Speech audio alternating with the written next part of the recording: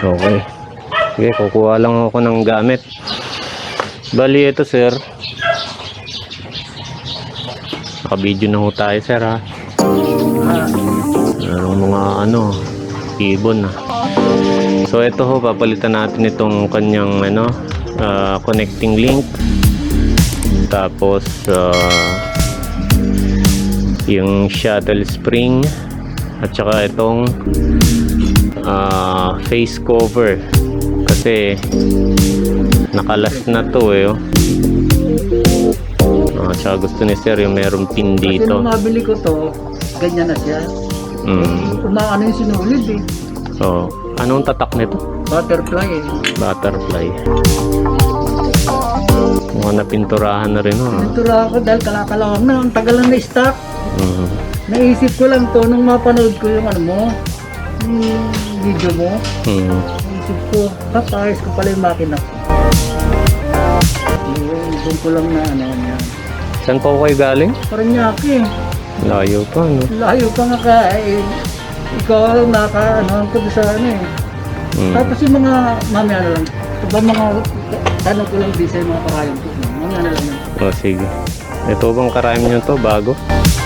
Ang dami ko kasing karayong, puro bago yan. Ewan ko kung tama yan. Kalawang na rin to. Kaya dati pa to. Ang dami kong karayong, dahil na-stock nga ito nung matagal. Pinalawang na yung mga karayong. Kaya gusto ko tanong sa'yo kung tama ang mga karayong na at saka anong pinaka-best na karayong para dyan. Sige. Kalasin ko lang muna itong belt para maramdaman ko yung ikot ng makina. Para maramdaman ko may sabit o wala. Kalasin muna natin itong belt. Pagka hindi nyo ito ginamit, talagang Oo. Kaya nilalamisan ko yan. Nung maisip ko na nakatambak na nga yan Ayun, medyo okay naman tong ikot niya, kaya lang. Ito nga lang kaya ako nagkaroon tuloy ng yung panibago. Ito ang napansin ko, walang clearance. Akong nagpit niya, kailan lang, kahapon. Pati yata to baka mahigpit din. Binuksan ko kasi to dito. Kahapon, binuksan ko yan. Pati to. Hindi ko na ito niluwagan ko to. Yung dalawa na yan. Niluwagan ko tapos nag-adjust ko. Wala. Sige. Siguro dahil gusto nyong kuhain yung timing mag-adjust. Hindi kasi ayusin na lahat para paggamit ko. Sige. Kasi noon, lagi yan napuputol-putol. Pag nanahiya ako, maghapon yun kasi maya putol. Maghapon, napapagod ako sobra. Saka yung ngipin, medyo naka-position siya sa harap. Iusog natin papunta ron. Para pag naglaki kayo ng tahi, basta kung hindi bumangga. Kung anong dapat gawin. Para kung kahit sa makapal. Pwede. Sige. Tapos yung Kuha lang tayong pyesa. Ito, ang laki na talaga ng kalug. Basag kasi doon Bilihan ko ng yung niya. Naisipan kong nilagyan ko yun nilagyan ko yun ng epoxy. Oo nga Yan ang original niyan. Hindi ko pinako, nandyan lang yun. 5 taon na ho nakakalipas. 5 taon na nakalipas. Naitabi niyo pa talaga. Tinago ko nga nakatambak na nga lang yun Sige, kuha lang akong pyesa. Then connecting. Uunahin natin pagkabit yan. Sunod itong shuttle spring. Tuloy natin yung cover. So pagkabit nito, kailangan niya ng maliit na screwdriver.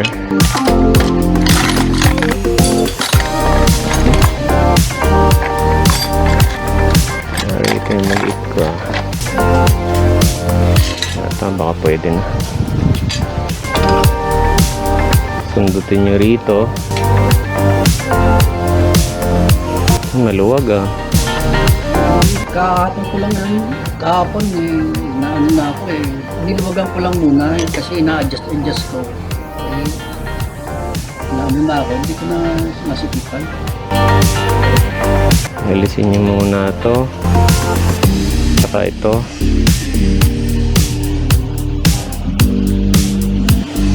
Para mahugot nyo yung needle bar.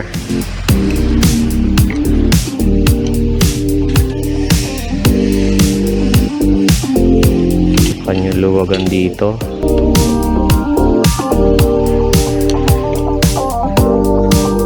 Yung bagong Angat nyo to.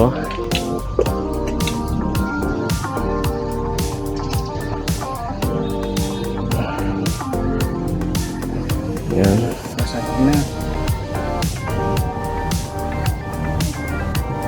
Tapos kabit nyo to.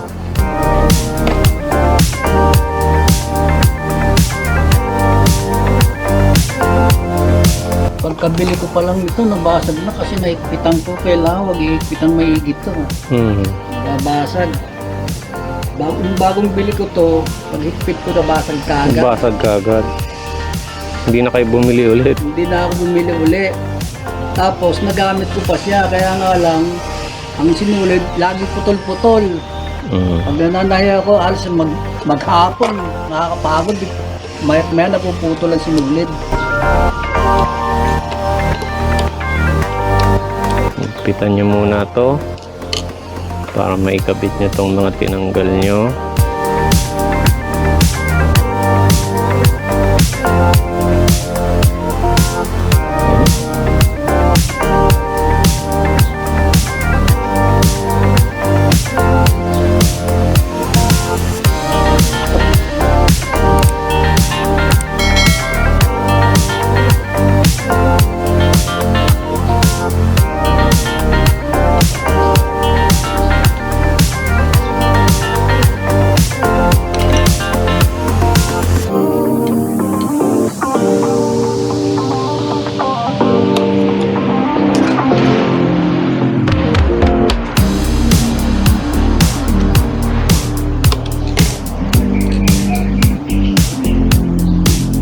Kabit nyo yung pansamantala.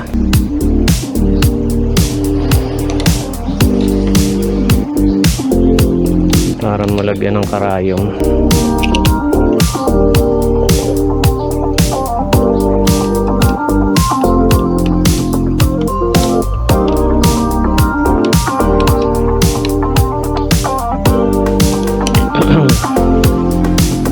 Ito, size 14.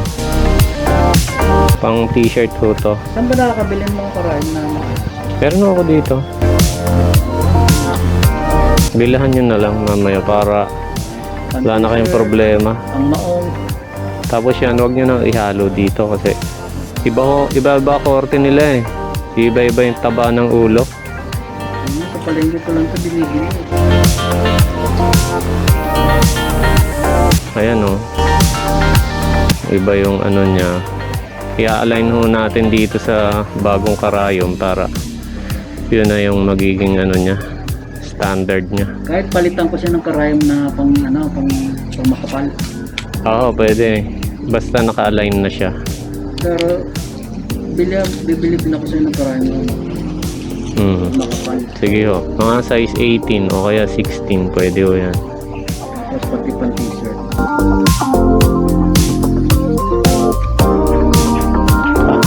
Medyo na. Okay, so itong makina ni sir, papansin nyo, hindi naka-align yung karayom. Kasi marami siyang karayom kanina. Sinusubukan nga namin. So, nung kinakabit, halos lahat ganitong forma. Pagkababa ng karayom sa plato, hindi nakasentro. Merong isang nakakabit. Yung naabutan ko nakakabit dito nung dinala ni sir tong makina. Nakasentro. So, tingin ko, baluktot nung nilapag ko nga rito sa flat. Nakatingala pala. Kaya ganun nangyari. So, ngayon, i-align natin to dito sa bagong karayom. Bago na kasi to. Ito nga pala yung karayom na kinakabit ko. Apple brand. Medyo okay siya kaysa sa mga Singer. Ilan laman ito? 10 laman yan. 50 lang yan. Sige. Ito para ma-align, pupukpukin natin to needle bar. Malambot lang naman to. Sana malambot lang. Pero duda pa rin ako kasi baka original na pyesa pa to. Medyo matigas to kung ganon. Original nga yan. Wala na papalitan pa dyan. Dahan-dahan ng pagpukpok kasi baka maputol or mabasag. Ayun, nalalay lang. Okay. Okay. So ganito po ang pagpukpok. Tutukan nyo lang dyan. Tapos lalay lang. Kabit nyo ulit yung karayom. Malaman nyo kung may nagbago.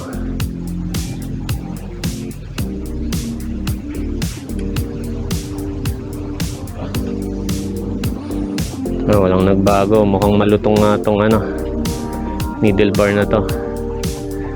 Kasi kung ito mga replacement na needle bar, konting pukpok lang yan, ayos. Original Bale, marami naman tayo pampalit dyan.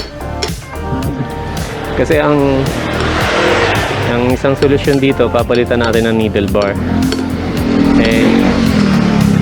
150 na naman yun. Eto, konting pukpok lang naman baka madali. Diba? Sayang 150.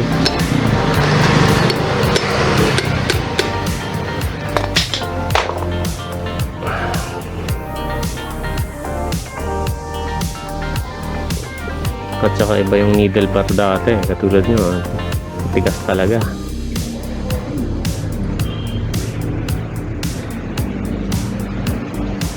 Ayun, nagbago ng konti. Kunti pa.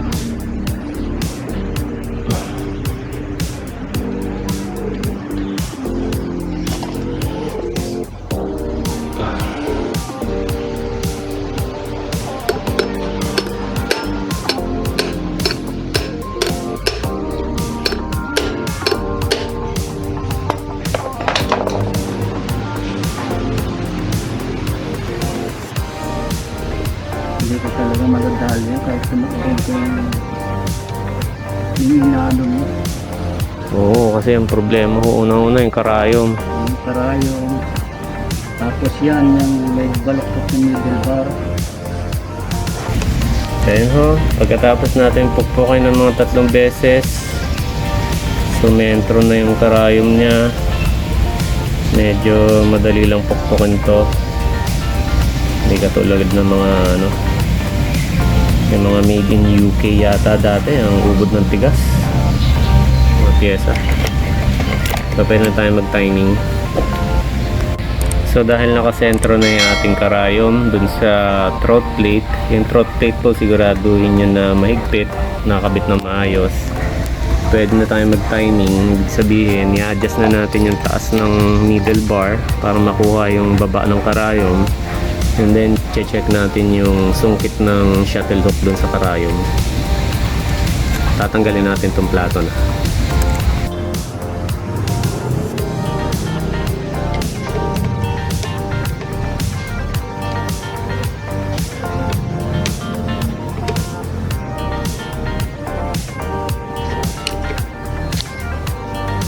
Kung na-set na natin tong taas ng needle bar, pwede natin higpitan. Fix natin higpit niya.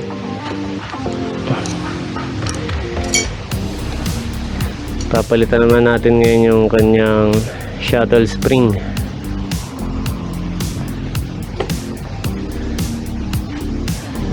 Kailangan natin ng screwdriver na manipis pero mahaba. Okay, so ito kailangan yung screwdriver. Iba pala yan. Kaya mag-focus. Ibang sukat. So ginawa ko pang open ng tornilyo sa shuttle hook. Subukutin nyo siya rito para ma-open. Ito, lalagyan lang natin ng clearance kasi mahigpit.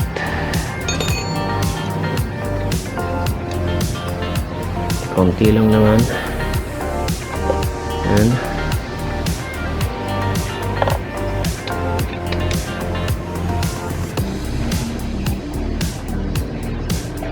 Sir, pahawa ko no. Saglit lang.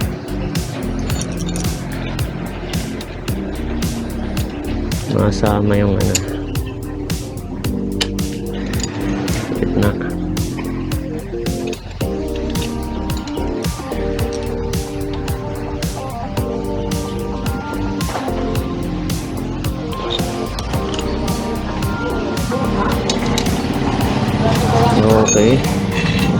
clearance na to. Ito naman.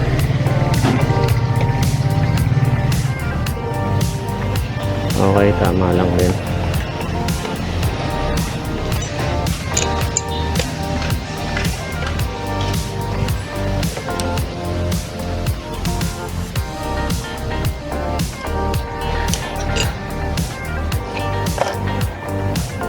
Yun. Fix na natin to. Tapos itong kanyang ngipin, atras natin ng konti. Adjust natin dito.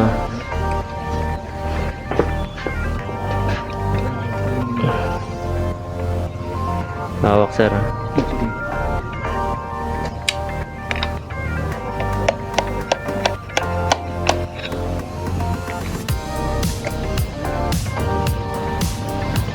Kasi yung mga ganyang klaseng pyesa sir, hindi nyo dapat higpitan na maigi. Kasi pumuputok yan. Kaya nga, sinusukabat.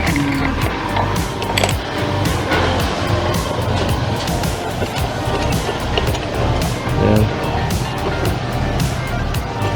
Okay.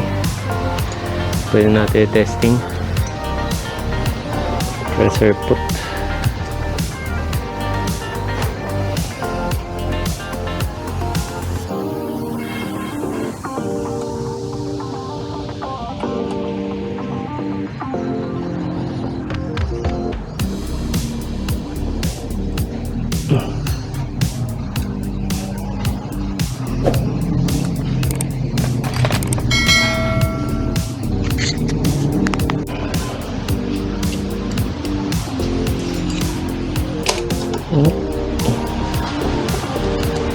Lutuin natin yung throat plate screw para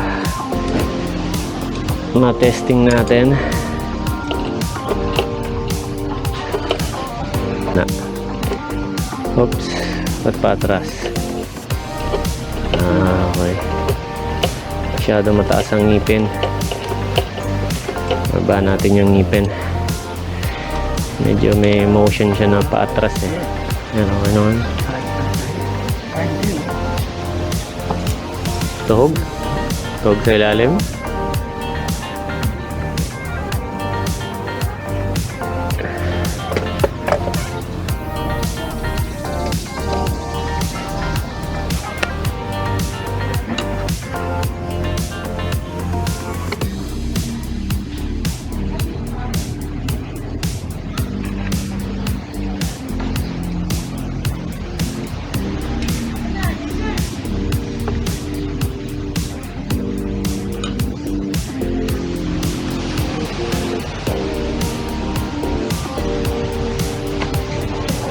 Ito, ganun din to sir ha. Hindi ito hinihigpitan na maigi.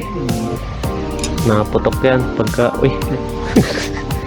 Naputok yan pag nasobrahan.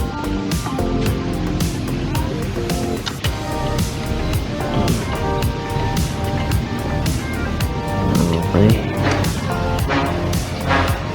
Subukan natin.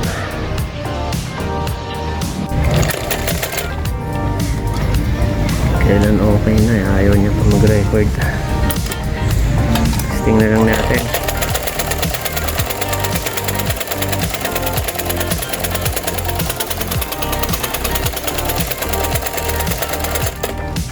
Hindi na kapakat ang ulo ko rito. Okay na. O yan. Okay na. Yan, tahi niya sa ibabaw. Okay. Sa ilalim. Ilalim. Okay, ito yung kanina. Malalaki yung. Ito nga maliliit na lang. Okay, sige sir, testing nyo na lang. Yeah, okay na yun. Okay na yan. Okay na yan. Ako na baka mag-ano na yan. Sige, pasaga pa natin yung isa pa. Sige. Sabit muna natin to. Mahigpit na ba lahat ng mga ano kasi baka magbago.